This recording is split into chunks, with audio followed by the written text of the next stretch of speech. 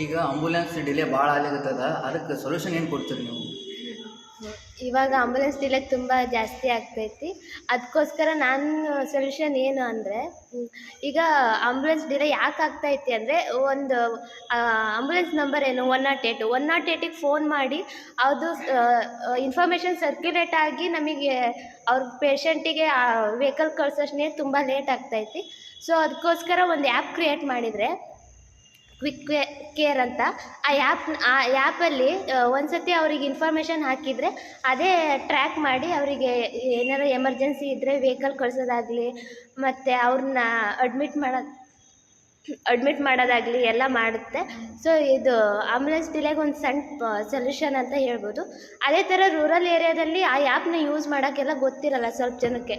So ಅವರಿಗೋಸ್ಕರ ಏನು ಮಾಡೋದಂದರೆ, ಒಂದು ನಂಬರ್ ಕೊಟ್ಬಿಟ್ಟು ಅವ್ರಿಗೆ ಒಂದು ಕಾಲ್ ಮಾಡಿದರೆ ಸಾಕು, ಅದು ಹತ್ತಿರ ಇರೋ ಗೌರ್ಮೆಂಟ್ ಅದೇ ರೂರಲ್ ಏರಿಯಾದಲ್ಲಿ ತುಂಬ ಈ ಆ್ಯಪ್ ಎಲ್ಲ ಯೂಸ್ ಮಾಡೋಕ್ಕೆ ಬರೋಲ್ಲ. ಸೊ ಅವ್ರು ಏನು ಮಾಡ್ತಾರೆ ಅಂದರೆ, ಒಂದು ನಂಬರ್ ಕೊಟ್ಟರೆ ಆ ನಂಬರಿಗೆ ಕಾಲ್ ಮಾಡಿದರೆ ಸಾಕು, ಅವರು ಬಂದು ಪಿಕ್ ಮಾಡಿ ಇವ್ರಿಗೆ ಏನು ಎಮರ್ಜೆನ್ಸಿ ಇದ್ದರೂ ಕರ್ಕೊಂಡು ಹೋಗೋದಾಗಲಿ ಅಲ್ಲೇ ಟ್ರೀಟ್ಮೆಂಟ್ ಕೊಡೋದಾಗಲಿ ಮಾಡ್ತಾರೆ. ಸೊ ಈ ಆ್ಯಪು ಈ ಆಂಬುಲೆನ್ಸ್ ಡಿಲೇಗೆ ಒಂದು ಸೊಲ್ಯೂಷನ್ ಆಗುತ್ತೆ ಅಂತ ಹೇಳಿ. ಅಕ್ಷತಾನೆ ದಿನ ಲೇಟಾಗಿ ಯಾಕೆ ಬರ್ತೀವಿ ಕಾಲೇಜಿಗೆ? ಏನು ಬಿಡೋಪ್ಪ, ಬೆಳಗ್ಗೆ ಬಸ್ಸೇ ಸಿಗಂಗಿಲ್ಲ. ಏನು ಸೊಲ್ಯೂಷನ್ ಏನದು? ಅದಕ್ಕೆ ಸೊಲ್ಯೂಷನ್ ಅಂದರೆ ಏನು ಮಾಡಬೇಕೀಗ? ಈಗ ಗೌರ್ಮೆಂಟ್ ಕಡೆಯಿಂದ ಮಕ್ಕಳಿಗೆ ಈಗ ಕಾಲೇಜಸ್ ನಾವು ಬರೋ ರೂಟಲ್ಲಿ ಒಂದು ಸ್ವಲ್ಪ ಜಾಸ್ತಿ ಕಾಲೇಜಸ್ ಇದ್ದರೆ ಮಕ್ಕಳಿಗೆ ಆ ರೂಟಿಗೆ ಮಕ್ಕಳಿಗೆ ಅಂತಲೇ ಒಂದು ಕಾಲೇಜ್ ಬೆಳೆಸ್ಬಿಟ್ರೆ ಚೆನ್ನಾಗಿರುತ್ತೆ.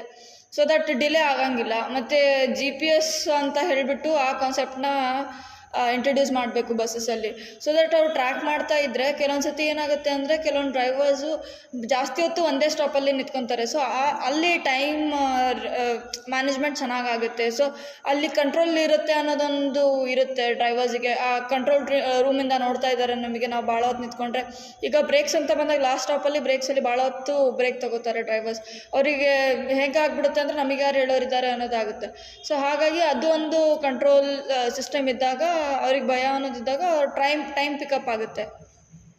ಆ್ಯಂಡ್ ಪೀಕ್ ಅವರ್ಸ್ ಯಾವಾಗಿದೆ ಅಂತ ಅಂದ್ಬಿಟ್ಟು ನೋಡಬೇಕಾಗುತ್ತೆ ಸ್ವಲ್ಪ. ಈಗ ಮಾರ್ನಿಂಗ್ ಆ್ಯಂಡ್ ಈವ್ನಿಂಗ್ ಟೈಮಲ್ಲಿ ಒಂದು ಸ್ವಲ್ಪ ಜಾಸ್ತಿ ಕಾನ್ಸಂಟ್ರೇಟ್ ಮಾಡಬೇಕು. ಪೀಕ್ ಅವರ್ಸ್ ಅಂತ ಬಂದಾಗ ಬಸ್ಸಿಂದು ಟೈಮ್ ಮ್ಯಾನೇಜ್ಮೆಂಟ್ ಚೆನ್ನಾಗಿರಬೇಕು ಆ ಟೈಮಲ್ಲಿ. ಆ್ಯಂಡ್ ಆಫ್ಟರ್ನೂನ್ ಅಂತ ಬಂದಾಗ ಸ್ವಲ್ಪ ಕಡಿಮೆ ಪೀಕ್ ಇರುತ್ತೆ. ಸೊ ಆ ಟೈಮಲ್ಲಿ ಸ್ವಲ್ಪ ಡಿಲೇ ಆದರೆ ನಡೆದೋಗುತ್ತೆ. ಸಾಯಂಕಾಲ ಅಂತ ಬಂದಾಗ ಸ್ವಲ್ಪ ಸ್ಟೂಡೆಂಟ್ಸಿಗೆ ಹೆಲ್ಪ್ ಆಗೋ ಥರ ಒಂದು ಸ್ವಲ್ಪ ಟೈಮ್ ಮ್ಯಾನೇಜ್ಮೆಂಟ್ ಆಗಿ ಅವರು ಒಂದು ಸ್ವಲ್ಪ ಜಾಸ್ತಿ ಬಸ್ಸಸ್ ಬಿಟ್ಟರೆ ಚೆನ್ನಾಗುತ್ತೆ. ಆ್ಯಂಡ್ ಈಗ ಫಂಕ್ಷನ್ಸು ಅದು ಇದು ಅಂತ ಬಂದಾಗ ಗೌರ್ಮೆಂಟ್ ಬಸ್ನೇ ಮೇನ್ ಫೋಕಸ್ ಮಾಡಿಬಿಟ್ಟು, ಈಗ ಜಾತ್ರೆ ಅಂತ ಬಂದಾಗ ಎಲ್ಲ ಬಸ್ನ ಜಾತ್ರೆ ಅಂತ ಬಿಟ್ಬಿಡ್ತಾರೆ. ಸೊ ಆ ಟೈಮಲ್ಲಿ ಅದು ನೋಡಬೇಕಾಗುತ್ತೆ, ಸ್ಟೂಡೆಂಟ್ಸಿಗೆ ಪ್ರಾಬ್ಲಮ್ ಆಗುತ್ತೆ ಅಂತ ಅಂದ್ಬಿಟ್ಟು ಈಗ ಯಾವುದು ಬಸ್ಸಸ್ ಡಿಪೋದಲ್ಲಿ ಎಕ್ಸ್ಟ್ರಾ ಬಸ್ಸಸ್ ಇದ್ದೇ ಇರುತ್ತೆ, ಆ ಎಕ್ಸ್ಟ್ರಾ ಬಸ್ಸಸ್ನ ಬಿಡಬೇಕು ಹೊರತು ಈಗ ಕಾಲೇಜ್ ರೂಟ್ಸ್ಗೆ ಹೋಗೋ ಬಸ್ಸಸ್ನ ಬಿಡಲಿಲ್ಲ ಅಂದರೆ ಚೆನ್ನಾಗಾಗುತ್ತೆ, ಸ್ಟೂಡೆಂಟ್ಸ್ಗೆ ಹೆಲ್ಪ್ ಆಗುತ್ತೆ. ಈಗಿಂದೆಲ್ಲ ಈಗ ಹಾಸ್ಟೆಲ್ನಾಗಿರೋ ಮಕ್ಳಿಗೆ ಭಾಳ ಪ್ರಾಬ್ಲಮ್ ಆಗುತ್ತಲ್ಲ. ಲೈಕ್ ಕ್ಲೀನಿನೆಸ್ ಅಂತ ಬಂದರೆ, ಫೆಸಿಲಿಟಿ ಅಂತ ಬಂದರೆ ಆನ್ ಪಾಯಿಂಟಿಗೆ ಮನೆಗಿದ್ದಂಗೆ ಆಗೋದಿಲ್ಲಲ್ಲ. ಅದಕ್ಕೇನು ಸೊಲ್ಯೂಷನ್ ಕೊಡ್ಬೋದು ನಾವು? ಏನಂದರೆ, ನಾವೇ ಒಂದು ಬಿಲ್ಡಿಂಗ್ ಇದು ಮಾಡಬೇಕು, ಸುರಕ್ಷಾ ಅಂತ ಹೇಳಿ ಹಾಸ್ಟೆಲ್ ಏನೇನು ಫೆಸಿಲಿಟೀಸ್ ಪ್ರೊವೈಡ್ ಮಾಡ್ಬೋದು ಅಂದರೆ, CCTV 24x service, safeguard facilities, ಮತ್ತು ಏನಾರು ಎಮರ್ಜೆನ್ಸಿ ಇದ್ದರೆ ಕ್ಲಿನಿಕಲ್ ಫೆಸಿಲಿಟೀಸ್ ಕೊಡ್ಬೋದು. ಮತ್ತು ವೆಲ್ನೆಸ್ ಸ್ಪೇಸ್ ಅಂದರೆ ಯೋಗ ಸ್ಪೇಸ್, ಮೆಡಿಟೇಷನ್ ಪ್ಲೇಸ್, ಮತ್ತು ರಿಲೇಟೆಡಾಗಿ ಏನಾರು ಈಗ ಸಮ್ ಹಾಸ್ಟೆಲ್ಸಲ್ಲಿ ಡಿಸ್ಕ್ರಿಮಿನೇಷನ್ ಬೇಸಿಸ್ ಮೇಲೆ ಇದು ಮಾಡ್ತಾರೆ. ಆನ್ ದ ಬೇಸಿಸ್ ಮೇಲೆ ಜೆಂಡರ್ ಬೇಸಿಸ್ ಆಗ್ಬೋದು, ಮತ್ತು ಕ್ಯಾಸ್ಟ್ ಬೇಸಿಸ್ ಮೇಲೆ ಮಾಡಿರ್ಬೋದು. ನಾವು ಅದನ್ನೆಲ್ಲ ತೆಗೆದು ಎಲ್ಲ ಜೆಂಡರಿಗೆ ಮತ್ತು ಕ್ಯಾಸ್ಟ್ ಬೇಸಿಸ್ ಮೇಲೆ ಈಕ್ವಲ್ ಆಪರ್ಚುನಿಟಿ ಕೊಟ್ಟು ಇದು ಮಾಡ್ಬೋದು. ಮತ್ತು ರೂಮ್ ಶೇರಿಂಗು ಅವ್ರಿಗೆ ಯಾರು ಇದು ಇರ್ತಾರ ರೂಮ್ಮೇಟ್ಸ್ ಜೊತೆಗೆ ಫೆಸಿಲಿಟೀಸ್ ಕೊಡೋದು.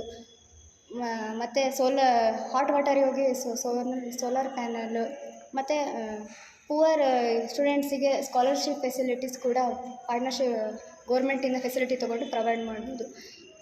ಬೇಕಾದರೆ ಏನಾರೇ ಆ್ಯಪ್ ಕೂಡ ಇದು ಮಾಡ್ಬೋದು, ಏನೋ ಪೇಮೆಂಟ್ ಮಾಡೋದು, ಬುಕ್ಕಿಂಗ್ ಮಾಡೋದು, ಮಂತ್ಲಿ ವೈಸು ಮತ್ತು ಇನ್ಸ್ಟಾಲ್ಮೆಂಟ್ ವೈಸು ಮಾಡೋಕ್ಕೆ ಆ್ಯಪ್ ಮುಖಾಂತರ. ಮತ್ತು ಏನಾರು ಅದರಿಂದ ಏನು ಫೇಸಸ್ ಮಾಡ್ತಾರಲ್ಲ ಪ್ರಾಬ್ಲಮ್ಸು, ಥ್ರೂ ಆ್ಯಪ್ ಮುಖಾಂತರ ರಿಪೋರ್ಟ್ ಮಾಡೋದು, ಜನ್ರೇಟ್ ಮಾಡಿ ಬಿಟ್ಟರೆ ಸರಿ.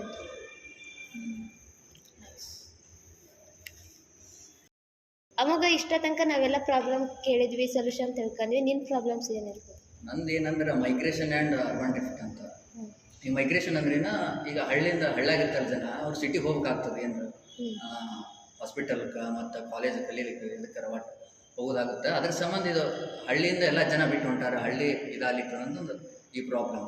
ಇದಕ್ಕೆ ಸೊಲ್ಯೂಷನ್ ಏನು ಕೊಡ್ಬೋದು ಅಂದ್ರೆ ರೂರಲ್ ಡೆವಲಪ್ಮೆಂಟ್, ಅದು ಏನು ಹಳ್ಳಿ ಏನಿರ್ತದೆ ಆ ಡೆವಲಪ್ಮೆಂಟ್ ಮಾಡ್ಬೇಕು ಅಲ್ಲಿದ್ದವರು, ಸರ್ಕಾರದ ಇದು.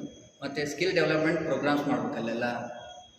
ಯೂಸ್ ಆಫ್ ಟೆಕ್ನಾಲಜಿ ಯೂಸ್ ಮಾಡಬೇಕು, ಭಾಳ ಟೆಕ್ನಾಲಜಿ ಹಳ್ಳಿ ಕಡೆ ಎಲ್ಲ. ಮತ್ತು ಪಾಲಿಸಿ ಸಪೋರ್ಟ್ ಇರಬೇಕು. ಇಷ್ಟೆಲ್ಲ ಮಾಡಿದ್ರೆ ಮೈಗ್ರೇಷನ್ ಕಡಿಮೆ ಆಗ್ಬೋದು.